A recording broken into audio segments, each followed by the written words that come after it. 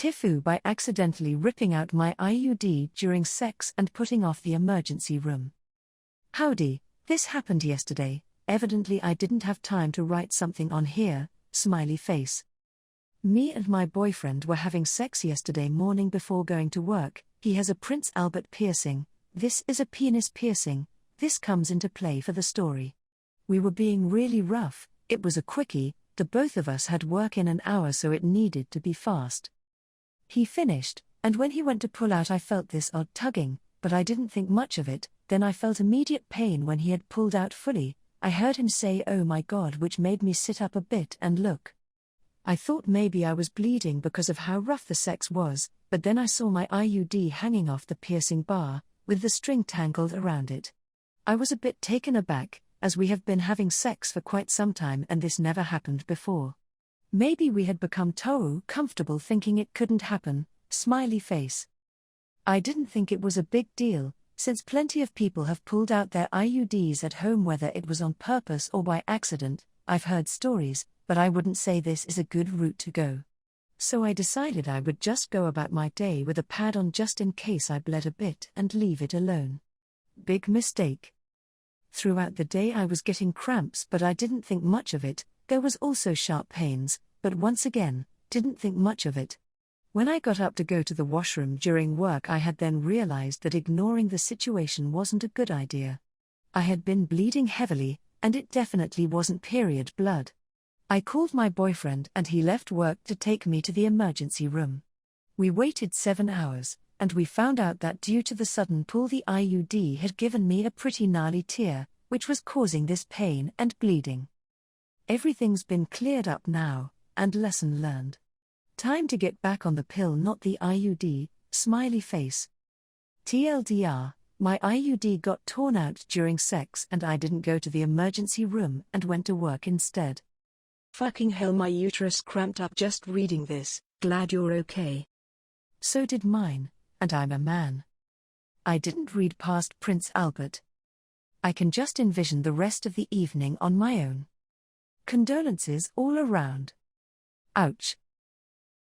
TIFU by sharing the devil's lettuce. Today I fudged up by sharing my devil's lettuce. This legit just happened. I, 27F, had a stressful 12-hour workday, so with a day like today I was just ready to get home and light up. It just so happens that my wife, we will call her Penny, had the day off and had plans to go to the beach with her cousin, we will refer to her as Gigi, and Gigi's fiancé, we will call him Matt. They were definitely having a good time and had a pretty good buzz going on. I called Penny to let her know I got some dank and was excited to get home and try it, to which she responds, "Oh, Gigi wants to smoke, she's never done it in America before." Penny and her family are from South America. I get home, pack the water pipe, blissfully unaware of the chaos that would erupt not even 20 minutes later. I hand it over to Gigi, who, with the assistance of Penny, takes a big rip, followed by Penny and myself.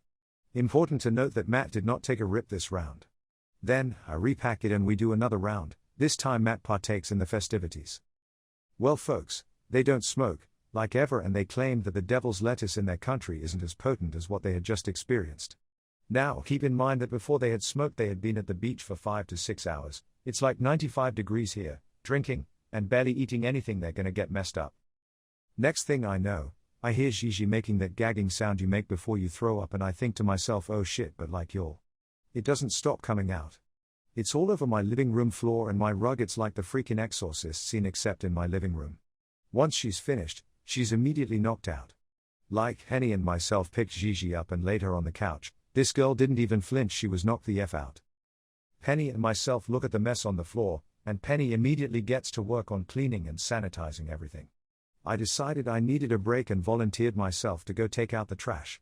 I live in an apartment complex, so I had to walk the trash to the dumpster. I took this opportunity to process what the heck just happened. Upon arriving back home, Penny is crying, Matt has a blank stare in his eyes and is kicking our living room table, and Gigi is yelling/slurring at Penny in Spanish. I asked Penny what happened and she states Gigi and Matt think we drugged them, lol what, and that it's laced with something. That Penny is selfish for letting them smoke, they wanted to on their own accord, and how Penny had shared a private part of her life. Smoking is very frowned upon, particularly in their family, and now they are judging her and hate her, and she's a terrible human being. Currently, Gigi and Matt are passed out on our living room couch, It's a sectional couch, so they are snuggled on one end and Penny is laying on the chaise end of couch, snuggled up in her homemade blanket watching TV. TLDR, I get new smoke, I share new smoke, I get thanked in the form of vomit. My wife started crying BC her cousin accused us of drugging them and I could really care less that this all happened because you know why. I'm gonna go smoke. Classic mistake. If people don't smoke dank shit, don't give them dank shit. Especially from a bong. This is a classic mistake, never give non-smokers weed when they are drunk, happens every time. Something like this happened in my life, but homie thought it was pot, never mind the dead guy in the other room, takes a hit from some dude we were there for pot, instantly looks to me and said you don't want this, looked at him funny for a second and he said it's spice. Then the cops showed up for the body spice odd, the cops are literally watching him trip balls and when he kinda got his faculties back all he could muster was I thought it was just pot. Synthetic marijuana aka spice is no joke. TIFU by not asking for price before ordering and not knowing steak terms.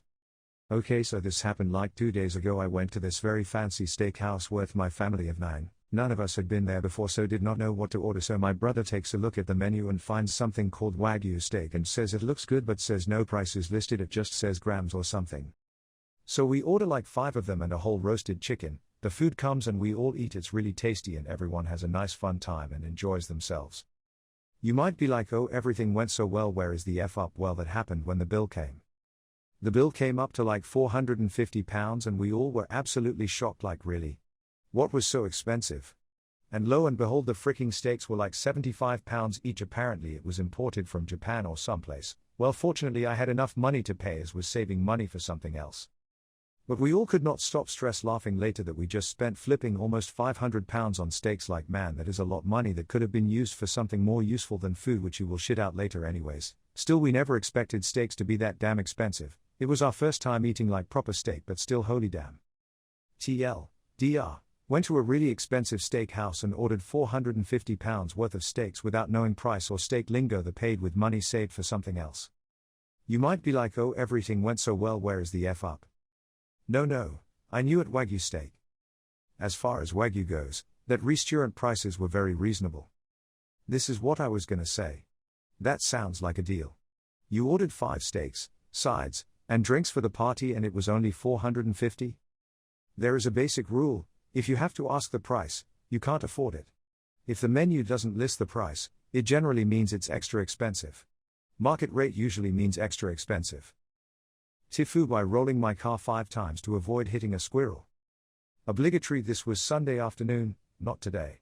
So I drove a 2004 Ford Expedition. It was my first car, my dad gave it to me when I turned 18. I'm 20 now, and I've avoided getting in accidents since I got my license. I'm usually a pretty safe driver, but I was a little bit distracted that day. I was off work Sunday because I had been out late the night before and knew I wouldn't feel like going to work that day. So I woke up early and started my day by playing some video games. Around 1 o'clock, I'm getting thirsty, so I decide to head to a nearby gas station. Needed gas for work the next day anyway, so I go buy a drink and use my last $30 to get about a quarter of a tank. It's only about 3 miles from my house, but most of the distance is on a rural highway. I get the gas and drink no problem, and I'm about halfway home when something bad happens. I had looked away from the road for just a second to pick up my drink and take a sip. When I look back up, something small and fast is darting right in front of my car. I didn't know what the fuck it was and it caught me off guard, so I quickly swerved to the right to avoid it.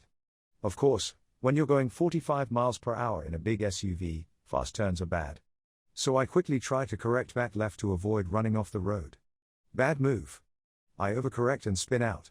The last thing I remember clearly is hearing my tires squeal and feeling the car spinning out.